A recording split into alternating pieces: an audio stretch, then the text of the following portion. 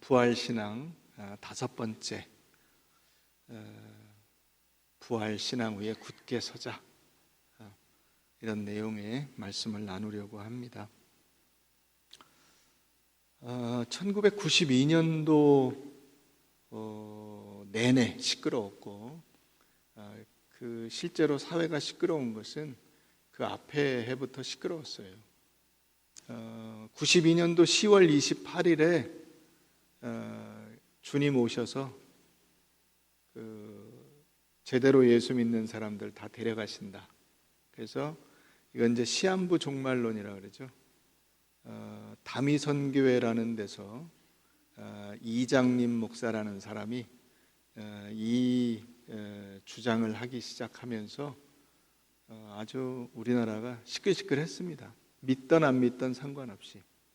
그래서 10월 28일 날 저녁에는 무슨 그 당시에는 이제 뭐 9시 뉴스 이런 게 엄청 크잖아요. KBS 9시 뉴스, MBC 뉴스데스크 이런 데서 막 중계차를 무슨 다미선교회 막 이런 데 보내가지고 거기 막 집회하는 거 막 손 들고 막 소리 지르고 막 이런 기도하는 모습 막 내보내고, 뭐 이제 오늘 밤 12시에 뭐 올라간다는데 어떻게 될지 궁금합니다 뭐 이러면서 막 인터뷰하고 막 난리 났었어요. 기억나세요? 혹시 그 자리에 있었던 분도 계세요 여기 혹시? 그래가지고 그때 이 시한부 종말론에 이렇게 빠졌던 사람 중에는 임신했는데 그 아이를 낙태한 여자들도 여럿 있대요. 왜 그랬냐 그랬더니 무거우면 못 올라갈까 봐. 휴가 나온 군인이 부대 복귀를 안 해요. 왜? 어차피 올라가면은 다 올라가면 끝인데 뭐 부대 가나 여기 있으나 이게 공중으로 올라가면 끝 아니냐. 그래가지고 휴가 나온 군인들이 부대 복귀를 안 하고 막 자기 재산 뭐 다 나눠주고, 어떤 사람은 자기 이제 집문서랑 이런 거를 옆집에 맡겼대요. 내가 올라가면 네가 알아서 처리해라 그러고. 그랬는데 안 올라갔잖아요. 그래가지고 다시 돌려주러 갔다고 뭐 그런 기사도 있고 등등. 참 뭐 웃지 못할 해프닝들이 많았어요. 저도 이제 잘 아는 분인데 그 진용식 목사님이라고 이단 그 선도하는 목사님이 계세요. 이단 뭐 무슨 구원파니 무슨 뭐 어디에요? 신천지니 뭐 이런 등등의 그 엄청난 이단들하고 싸우고 그런 그 목사님이 계신데, 그 목사님이 자기 교인들은 이제 시한부 종말론에 빠지지 않도록 단도리를 잘하고 교육시키고 이렇게 했는데 정작 그 딸이 시한부 종말론에 빠졌어요. 왜 그랬냐면 그 딸의 담임 선생이 시한부 종말론을 믿는 거야. 이 10월 28일 날 휴거한다고. 그래가지고 그 딸 담임 선생이 그 자기 반에 있는 애들 여럿을 이제 그 시한부 종말론 그 집회에, 다미선교회 집회에 데려가고 막 이래가지고 그 목사님도 참 난처했었어요. 자기 수신제가 지국평천하는 우리나라 뭐 맨날 나오는 전가의 보도 아니에요? 집안 단속도 못한다는 그 핀잔을 듣기도 하고 그런 일이 있었습니다. 그런데 올라갔습니까? 못 올라갔어요. 그런 일이 일어나지 않았죠. 그래가지고 문제는 그 다음 날 10월 29일 날 이제 뉴스에 뭐 그게 또 이제 나오는 거죠. 그 28일까지는 올라가냐 안 올라가냐 그래가지고 자정 그 뉴스는 심지어 막 무슨 밖에 나와가지고 뭐 길거리에서 뭐 사람들 비춰주고 그중에 혹시 올라가는 사람 있을까봐. 그리고 난리를 쳤는데 29일 날 아무 일도 없이 하니까 그 다음날 뉴스에서 취재 기자가 이들은 하나님의 나라가 아닌 자기들 집으로 돌아갔으며 이런 보도를 하게 된 거예요. 그리고는 29일 날 뉴스 데스크 앵커가 첫 마디가 뭔지 아세요? 역시 아무 일도 일어나지 않았습니다. 기독교가 완전히 이 한국에 있는 믿지 않는 사람들에게 망신을 당한 거죠. 그게 일어나야 안 망신이고 안 일어나서 망신이라 이런 뜻이 아니라 그런 소동을 일으키는 것이 아니에요. 기독교 신앙이라는 것은 신앙의 원리를 완전히 착각하고 신앙생활을 하는 거예요. 왜 그런 일이 일어나냐면 휴거를 왜 그렇게 그 사람들이 간절히 바라고 있었죠? 공중으로 끌어올려져서 남들이 이 고난과 환난을 당할 때 우리는 안 당한다. 이게 사실 핵심이잖아요. 우리는 그런 환난이나 고통이나 이런 것이 없는 공중에서 예수님과 함께 왕노릇하고 거기 있을 것이다. 그러나 여러분, 기독교 신앙의 초점은 환난을 면제받는 것이 아니에요. 어려움을 안 당하는 것이 아닙니다. 여러분, 기독교 신앙의 대표적인 그 가치가 뭐예요? 십자가를 지는 거잖아요. 십자가는 예수님이 고통을 당한 거잖아요. 환난을 면제받는 게 아니라고. 어려움을 면제받는 게 아니에요. 고생 안 하고 그냥 꽃길을 걸어가는 그런 것이 기독교 신앙이 아니에요. 그거는 미신이에요. 우상 숭배예요. 그거는 나의 안일함과 나의 만족을 위해서 신앙을 이용해 먹는 것이 그 기독교 신앙이 아니고 하나님을 내 어떤 욕심의 발판으로 삼는 것이 기독교 신앙이 아니라 기독교 신앙의 핵심은 어디에 있느냐? 그걸 우리가 바르게 깨달아야 돼요.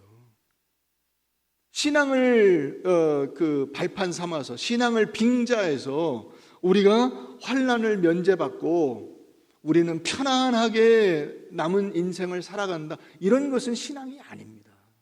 그건 기독교 신앙과 아무 상관이 없어요. 자, 오늘 말씀해 보면 형제들아 내가 이것을 말하노니 혈과 육은 하나님의 나라를 이어받을 수 없고 또한 썩는 것은 썩지 아니할 것을 유업으로 받지 못한다. 보라 내가 너희에게 비밀을 말하노니 우리가 다 잠잘 것이 아니오 마지막 나팔, 하나님의 나팔 소리, 흔히 말하는 이 마지막 나팔의 순식간에 홀연히 다 변화되리니 나팔 소리가 나매 죽은 자들이 썩지 아니할 신비롭고 영광스러운 몸으로 다시 살아나고 우리는 누구예요? 살아있는 사람도 변화되리라. 이게 굉장히 중요한 부활의 원리라는 것을 여러분들에게 이미 말씀드렸어요. 우리가 신비한 몸으로 부활하는 거예요. 언제? 예수님 다시 오시는 그때, 마지막 나팔 소리가 나는 그때 죽은 자들이 일어나서 신비롭고 영광스러운 몸을 입을 뿐만 아니라 우리 살아있는 사람들도 하나님께서 주시는 새로운 몸을 입어야 돼요. 우리 썩는 이 몸을 가지고는 하나님의 나라에 들어갈 수가 없어요. 그게 이 부활을 강조하는 이유 중에 하나예요.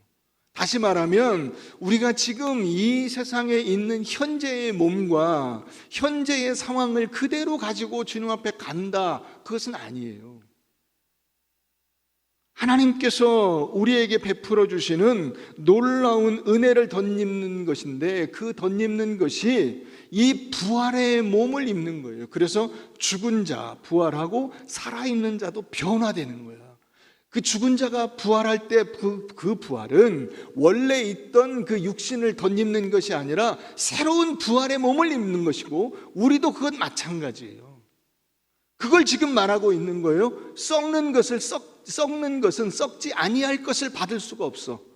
우리 이 썩는 몸으로는 하나님의 나라에 들어가는 것이 아니라 우리가 변화돼서 어떤 사람도 죽은 사람도 산 사람도 다 부활해서 그런 다음에 하나님 앞에 가는 거예요. 그래서 하나님 나라에 들어가려면 내가 거룩한 인격과 신령한 몸으로 즉 영과 육이 다 변화되어야 하는 것입니다. 이 변화가 반드시 필요하다는 것이 우리에게는 굉장히 중요한 교훈이 되는 거예요.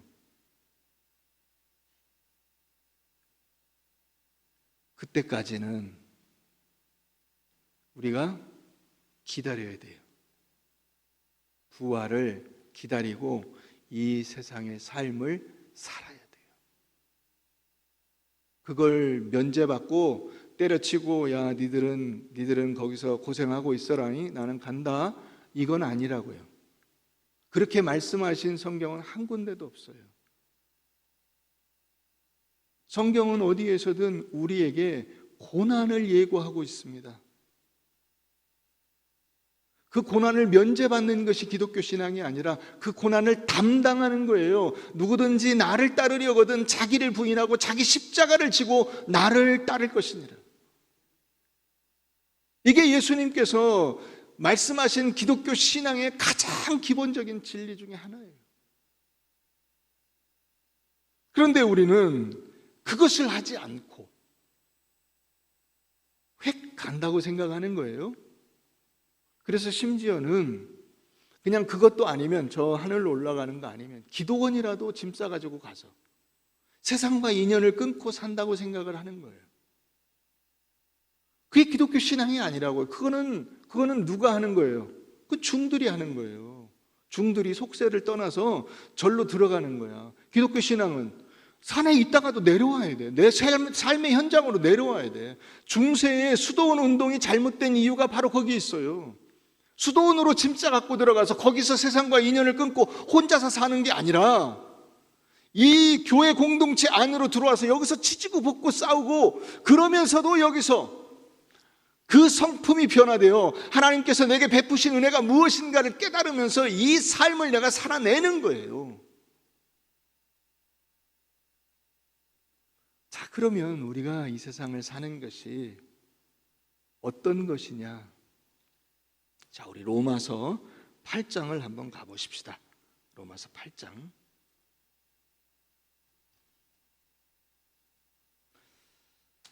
우리가 아무리 신앙이 좋아도 이 육신을 입고 있는 동안에 지나가야 될 그 과정이 있는 거예요. 로마서 8장 18절부터 볼까요? 로마서 8장 18절, 신약 250페이지. 생각하건대 현재의 고난은 장차 우리에게 나타날 영광과 비교할 수 없도다. 피조물이 고대하는 바는 하나님의 아들들이 나타나는 것이니 피조물이 허무한데 굴복하는 것은 자기 뜻이 아니요 오직 굴복하게 하시는 이로 말미암음이라. 그 바라는 것은 피조물도 썩어짐의 종로로 단대서 해방되어 하나님의 자녀들의 영광의 자유에 이르는 것이니라. 피조물이 다 이제까지 함께 탄식하며 함께 고통을 겪고 있는 것을 우리가 아느니라. 그뿐 아니라 또한 우리 곧 성령의 처음 익은 열매를 받은 우리까지도 속으로 뭘 합니까? 탄식하여 양자 될 것 곧 우리 몸의 속량을 기다리느니라. 우리가 소망으로 구원을 얻었음에 보이는 소망이 소망이 아니니 보는 것을 누가 바라래요? 이미 보이는데 뭘 바랄 게 있어요? 그냥 잡으면 되지. 그러나 우리가 바라는 것은 보이는 것이 아니에요. 만일 우리가 보지 못하는 것을 바란다면 참음으로 기다릴지니라. 여러분, 우리 인생이라고 하는 것이 이런 탄식 가운데 있다는 거예요. 여기 탄식이라는 단어를 한번 보세요. 22절에 탄식, 23절에 탄식, 자 26절에 탄식. 이 탄식이라는 단어가 계속 나와요. 여기 이 탄식이라고 하는 단어는 함께 탄식하는 이라가 한 단어예요, 성경에는. 근데 그 중에서 탄식이라는 단어만, 함께는 우리가 다, 모든 인간이 다 똑같고 모든 피조물이 다 똑같다는 거야. 그런 탄식 속에 있는 것은. 그런데 이 탄식이 뭐냐, 이게 스테나조라는 단어인데요, 이 단어의 뜻이 뭐냐면 마치 그 여자가 임신을 해서 산통을 겪을 때 속에서부터 고통이 있죠. 그래서 내는 그 신음소리, 이게 마치 그 여러분들이 막 삭신이 쑤신다, 막 몸이 엄청 아프다 그래가지고 내는 신음소리, 이게 영어로는 그로우닝이라고 그래. 그로우닝, 으르렁거리는 것 같은, 힘들어. 그 신음소리, 그게 탄식이에요. 그러니까 우리가 인간으로서 이게 좋은 것이든 나쁜 것이든 다 해당이 돼요. 여러분, 사람이요, 좋은 일은 아무 스트레스가 없고 나쁜 일만 스트레스라고 생각하시면 안 돼요. 즐거운 일도 다 스트레스입니다. 사람이 뭘 이렇게 겪는 거 이런 게 전부 다 인생의 과정 전체가 다 스트레스예요. 다시 말하면 그 모든 과정이 인간의 한숨과 탄식 가운데 이루어지는 거예요. 여러분, 사람이 세상을 산다는 것 자체가 탄식이에요. 어려운 일이 있어서만 탄식이 아니고 삶 전체가, 인생 전체가, 어떤 사람이든 그런 탄식을 붙들고 사는 거예요. 여러분들이 밖에서 즐거운 일이 있었어요? 여행을 하고 돌아왔어요. 여행을 하고 쫙 돌아와서 집에 와가지고 아우 힘들다, 그거예요. 여행을 하고 즐겁게 다녔는데 힘들어요. 힘든 일이 있으면 더 말할 것도 없죠. 어려운 일이 있었어요. 오늘 정말 힘들다. 누구나 다 이런 과정을 거친다고요. 그것 자체가 인생이에요. 우리가 탄식하고 힘겨워하고 고통을 겪고, 그래서 신음을 내뱉고, 이 탄식은 겪고 있는 일뿐만 아니라 앞으로 다가올 일에 대한 그 고통으로, 그런 압력으로 인해서 내뱉는 한숨도 마찬가지예요. 앞으로 내가 겪을 일을 생각하니까 한숨만 나온다. 그게 탄식이에요. 생각해보면 그 일을 내가 어떻게 다시 겪지? 제 친구 하나가, 제가 이제 군목으로 있을 때인데, 그 친구는 이제 병으로 갔다 왔어요. 근데 그 친구는 이제 대학 다 졸업하고 늦게 군대를 갔어요. 그래가지고 군대 생활을 좀 힘들게 했죠. 어느 날 이제 같이 밥을 먹는데 그런 얘기를 하더라고. 자기가 군대 갔다 와가지고 악몽을 여러 번 꿨대요. 그 악몽이 뭐냐면, 암흑에 영장 나왔어. 암흑에 군대 가야 돼, 너 영장 나왔어. 그래가지고 그 군대 생활에 관련된 꿈을 여러 번 꿨다는 거예요, 주기적으로. 그러면서 막 이야기를 하는데 그걸 자기가 악몽이라고 표현하잖아요.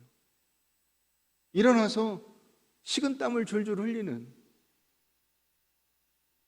생각만 해도 아찔한 거예요. 그게 인생이라고요. 그게 이 피조물이 겪는 어려움이에요. 예수를 믿건 안 믿건 상관없어요. 예수를 믿는 사람에게 이런 고난이 있어요. 예수를 믿지 않는 사람은 말할 것도 없죠. 그 사람들은 그렇게 하다 죽는 거예요. 그러니까 여러분, 그런 사람들이, 죄송합니다, 이런 표현을 써서, 지랄 발광을 하더라도 그거는 이해하세요. 저 사람들이 저러다가 저렇게 탄식을 내뱉다가 결국 죽기 때문에 저럴만해. 저럴만해. 무언 짓을 못하겠어요. 그렇게 살다 죽을 건데. 근데 우리는 그렇지 않죠. 자, 그 다음 말씀 보세요. 26절. 이와 같이 성령도 우리의 연약함을 도우시나니 우리는 마땅히 기도할 바를 알지 못하나. 그렇죠. 인생 전체가 탄식이요, 한숨이요, 고난이요, 어려움이에요. 그러니까 뭘 어떻게 기도해야 될지조차 감이 안 잡혀. 자, 그때에도 오직 성령이 말할 수 없는 뭘로? 탄식으로. 말할 수 없는 탄식으로 우리를 위하여 친히 간구하시느니라. 여러분들의 자녀들이 군대 갔어요. 시집 갔어요. 직장 생활해요. 여러 가지 일들을 감당해요.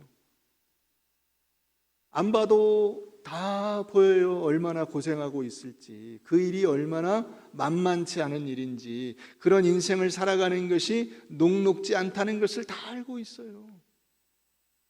그러나 그걸 내가 대신해 줄 수는 없어요. 그 인생은 지가 살아야 돼. 내가 해줄 수 있는 일이 아니야.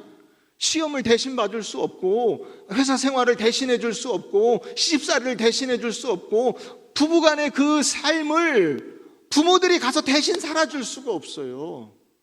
그걸 해야 돼요.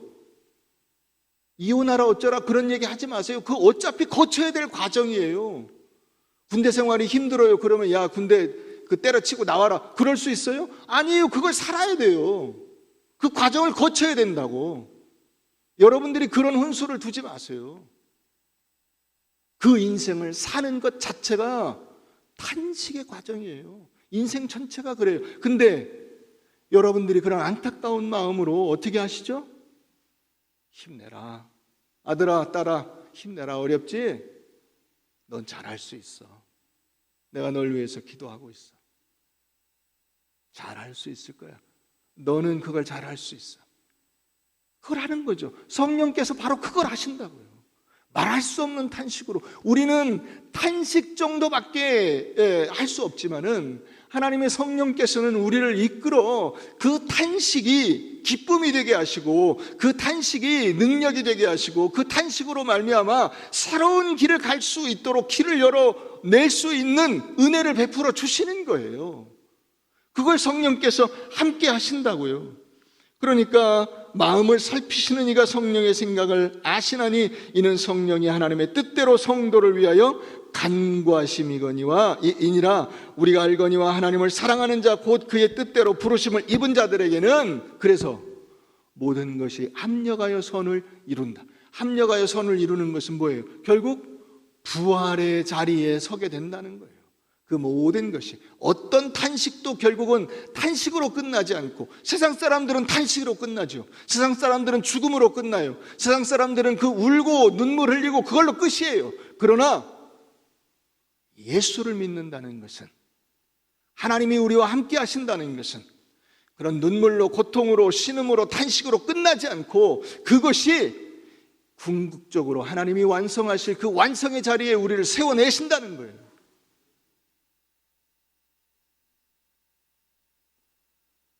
그러니까 여러분, 우리가 이 삶을 살아야 돼요. 주님이 다시 오시기 전까지는 이 탄식과 고통, 실패가 없는 삶은 없어요. 그 길을 가야 된다고요. 이 길을 안 갈 수가 없죠. 그렇잖아요? 안 갈 수가 없어요. 그래서 그리스도인들에게 자살이라고 하는 것이 타당치 않은 이유가 거기에 있는 거예요. 하나님이 내게 주신 삶의 분량이에요. 그걸 내가 살아내는 거예요. 그게 하나님 앞에서 우리가 면류관을 쓰고 잘하였도다 착하고 충성된 종아라는 칭찬을 받는 근거가 되는 거예요. 그것을 성령께서 함께 하신다고요. 탄식하면서, 성령도 탄식하면서 우리와 함께 그 아픔을 격려하고 나누면서. 여러분, 인생이라는 것이, 이 인생, 이 세상은 해피엔딩이 아닙니다. 신앙이 있어야만 해피엔딩이에요. 신앙이 없으면 다 꽝이에요. 말짱꽝이에요. 여러분, 계절도 보세요. 계절. 지금 우리가 이제 초여름에 접어들었는데, 봄 그러면 완전히 부활의 계절이죠. 그죠? 우리나라는 특히 이제 봄이 그 부활절하고 이렇게 연계돼가지고, 부활절이 있을 때쯤 되면, 봄의 그 싱그러움을 맛볼 수가 있어요. 그러나 여러분, 한 해를 이렇게 딱 놓고 보세요. 봄은 결국 겨울에게 지고 맙니다. 여름은 결국 겨울에게 지고 맙니다. 잎은 다 떨어지고 나무는 앙상한 가지만 남고 땅은 꽁꽁 얼어버립니다. 그게 인생이에요. 그게 로마서 8장에서 탄식이라고 표현하고 있는 거예요. 탄식할 수밖에 없죠. 인생에 고난이 있어요. 어려움이 있어요.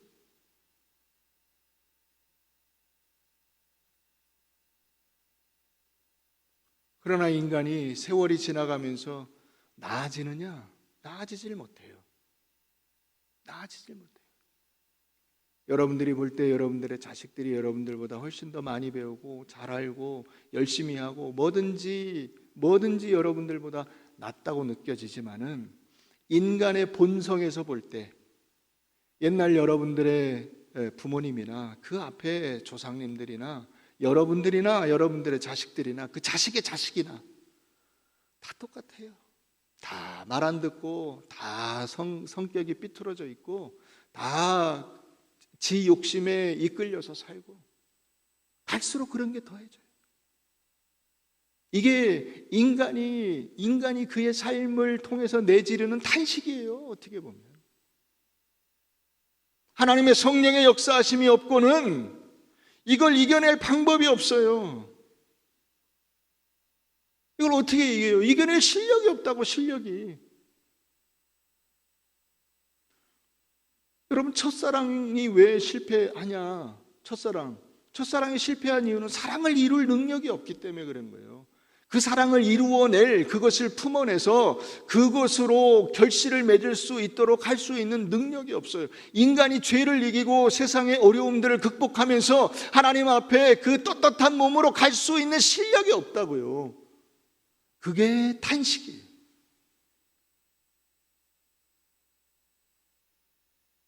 너무나 많은 제약 조건 속에 우리가 세상을 살아갈 수밖에 없는 것입니다. 더군다나 우리 자신의 실력도 형편없어요. 세상에 의인은 없나니 하나도 없어요. 그런데 어떻게 하나님이 말씀하시는 그 은혜의 삶을 살아갑니까? 우리 실력이 없는데 다 꽝이죠. 다 헛방이에요. 소용없어요.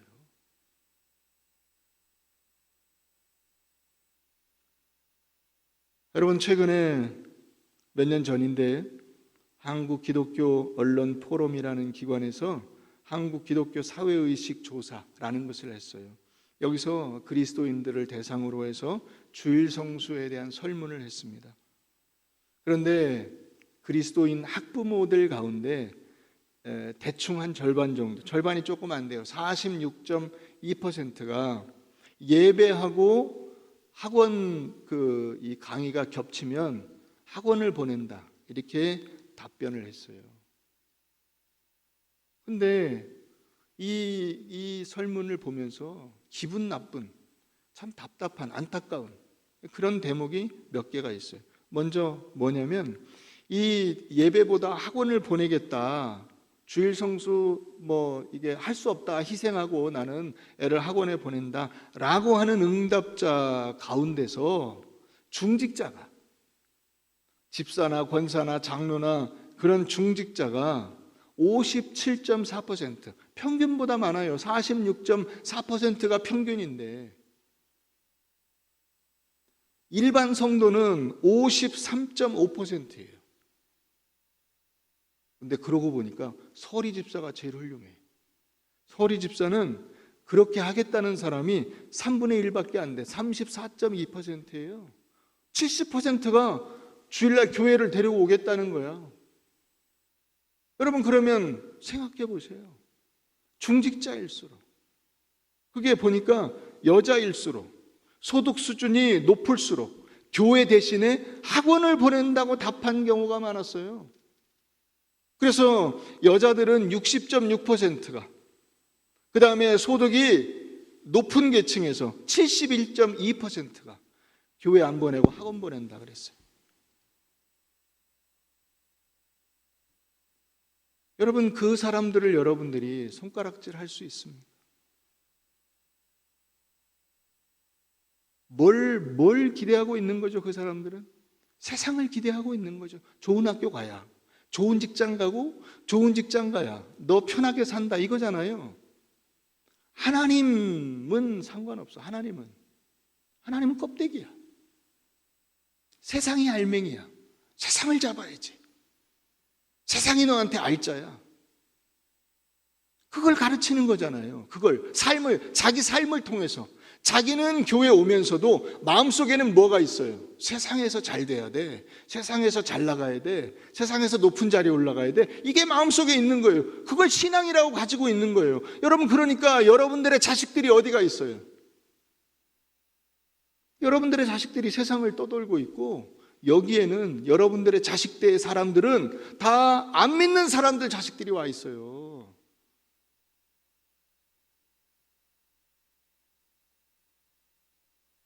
답답하기 그지없어요. 부활신앙을 가지고 있어요, 여러분들이? 부활신앙이 있어요? 예수 그리스도의 십자가 부활이 내 인생의 성공이요, 완성이요, 영광이요, 능력이다라고 믿고 있어요? 전혀 아닌 거예요, 전혀.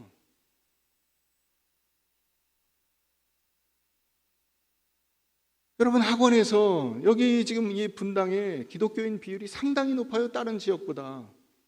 예수 믿는 사람들이 여기 분당은 아마 절반 될 거예요. 이런 데서 어떻게 그 학원이 주일날 문을 열겠다고 합니까? 말도 안 되는 짓이죠. 근데 그게 어떻게 가능해요? 어떻게 가능해져요? 내 자식이 뒤처지면 안 된다니까. 거기 보내는 거예요, 거기를. 주일날. 야, 괜찮아. 교회 안 나가도 괜찮아. 내가 대학 다녀보니까, 내가 세상 살아보니까 대학 어디 가든 상관없어. 하나님이 함께 해주시면 돼. 하나님이 내 능력이야. 하나님께서 주시면 너는 받는 거고, 하나님이 안 주시면 네가 아무리 애써도 받을 수가 없고, 그 받은 것은 다 꽝이야. 걱정하지 마. 이 엄마 아빠가 너를 위해서 기도하고 있다. 하나님이 말할 수 없는 탄식으로 너를 붙잡아 주실 것이다. 너 인생의 성공은 너의 노력에 달려있는 것이 아니라 하나님의 은혜에 달려있다. 이걸 가르쳐야 될 거 아니에요. 이걸 가르쳐야 될 거 아니에요. 이게 부활신앙이잖아요. 근데 그 부활신앙 어디 갔어요? 부활신앙이 없어요. 진정한 가치가 무엇이냐에 대한 인식이 없어요.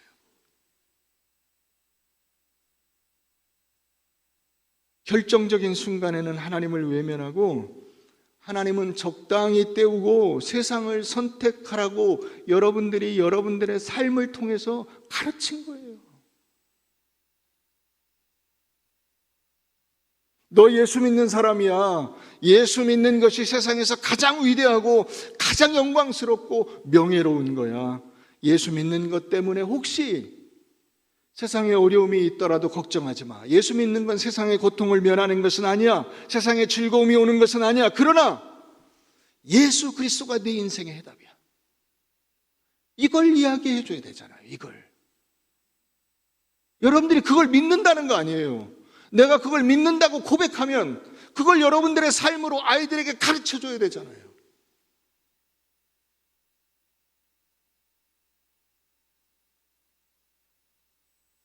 그러나 그런 가르침이 없죠. 야, 고3 한 해 동안만 교회 안 나와도 괜찮으니까 가서 열심히 공부해라.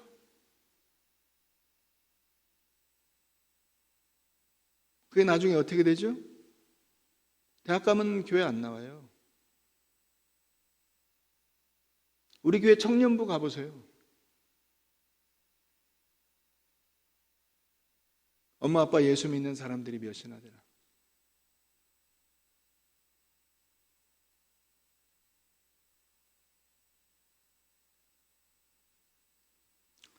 오늘날 기독교의 위기는 부활신앙이 없는 데서 나온 겁니다. 수많은 아이들이 그래서 세상으로 가버렸어요.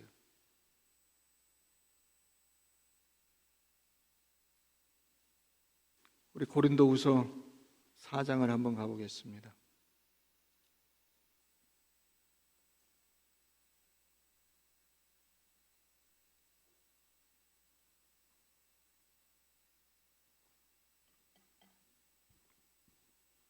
고린도후서 4장 7절부터 보겠습니다.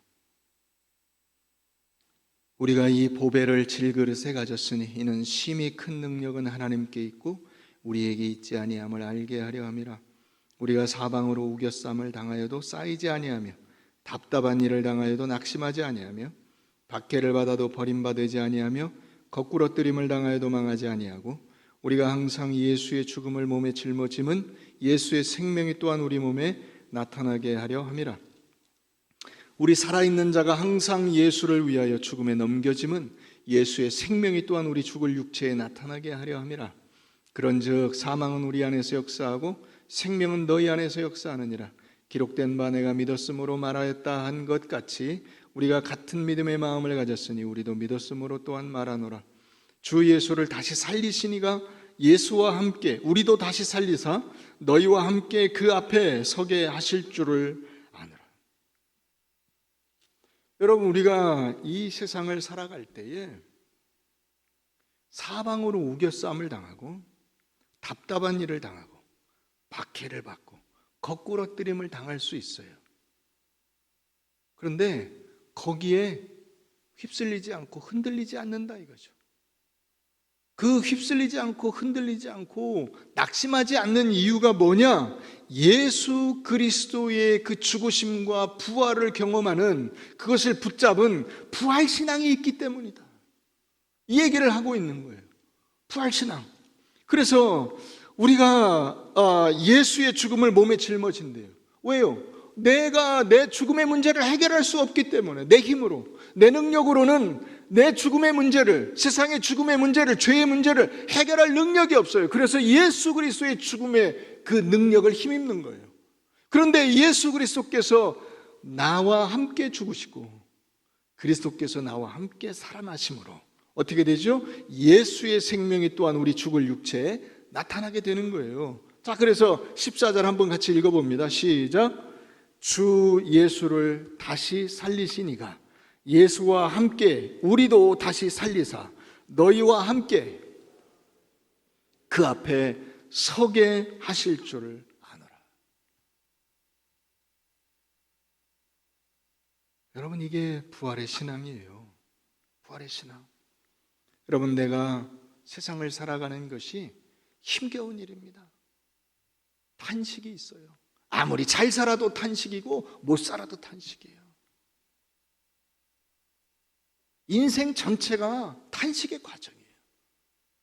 그런데 이런 탄식의 과정, 다시 말하면 때로는 실패해도 때로는 연약해도 때로는 넘어져도 그게 끝이 아니라는 거야. 그게 끝이 아니에요. 하나님께서 결국 여러분들을 부활시키셔서 하나님의 그 영광의 자리에 세워주실 것이라는 약속을 우리에게 하고 계신 것입니다. 그러니까 우리의 믿음은 어디에 있는 거예요? 바로 그 부활의 소망에 있는 거예요. 바로 그 부활의 약속에 있는 거예요. 그게 우리가 끝까지 붙잡고 있어야 할 믿음이라고 하는 거예요. 이것이 우리가 아무리 넘어져도 힘겨워도 고통스러워도 이 모든 인생의 과정들을 능히 이겨낼 수 있는 힘이 되는 거예요. 자, 그래서 다시 본문으로 돌아오면 57절 가보세요. 57절 15장 57절 우리 주 예수 그리스도로 말미암아 우리에게 승리를 주시는 하나님께 감사하노니. 하나님이 뭘 주십니까? 승리. 이 승리가 뭐예요? 세상의 승리가 아니에요. 부활하는 거예요. 부활. 그게 승리예요. 이 고린도전서 15장에서 말하는 승리는 세상에서 잘 되고 잘 먹고 잘 산다 이 뜻이 아니에요. 부활 소망을 얘기하고 있잖아요. 그 부활의 약속이 나에게 성취되는 그것이 승리예요. 우리에게 이김을 주시는, 우리에게 승리를 주시는 그 하나님, 그 하나님이 여러분들을 그 죽을 목숨에서 건져내셨고 이제 그 여러분들이 입고 있는 육신적인 그 한계를 어찌할 수 없는 이 썩어질 몸을 썩지 아니하는 신비롭고 영광스러운 몸으로 변화시켜 주셔서 그 자리에 세워주실 것이라는 거야. 하나님 앞에 서는 그 영광스러운 그 자리에. 할렐루야. 이게 우리가 붙들고 살아가는 부활의 소망입니다. 부활의 소망.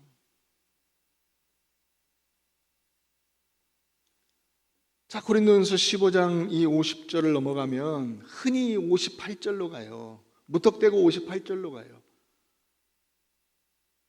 58절 보세요. 그러므로 내 사랑하는 형제들아 견실하며 흔들리지 말고 항상 주의 일에 더욱 힘쓰는 자들이 되라.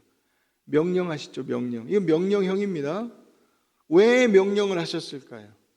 왜 명령하셨을까? 안 하니까. 이렇게 안 하니까.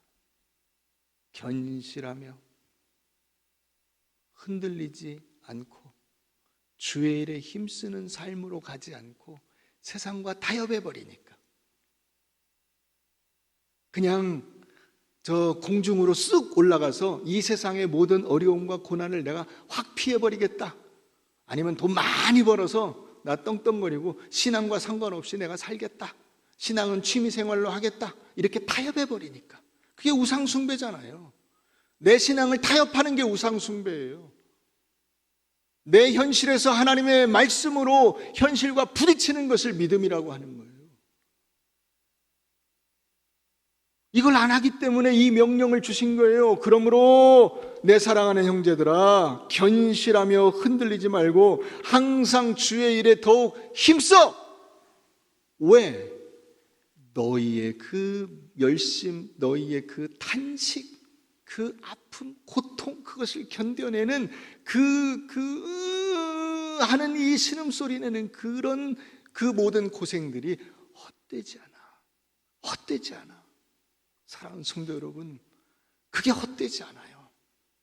때로는 여러분들의 입에서 자기도 모르게 나오는 그 신음소리, 그 고통의 그 탄식소리, 한숨소리, 그게 여러분들의 인생의 실패가 아니에요. 여러분들의 인생이 잘못된 게 아니에요.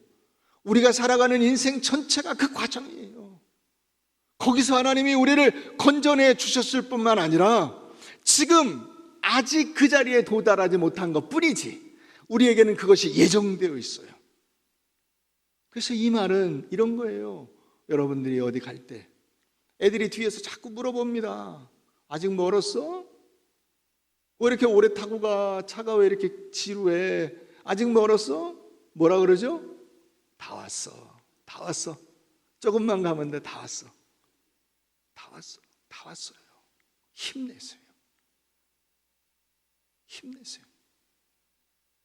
그래서 우리의 신앙은 부활 소망이 되는 거예요.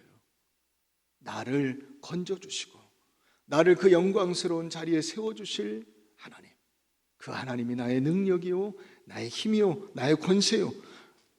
하나님께서 저를 죄와 사망에서 건져주신 것처럼 이 탄식 소리 나올 수밖에 없는 육신의 삶에서 건져내 주셔서 그 영광스러운 자리에 저를 세워주시고 잘했다, 착하고 충성된 종아 칭찬해 주실 그 날이 속히 오게 될 줄로 믿습니다. 이게 우리의 고백이 되시기를 주의 이름으로 축원합니다.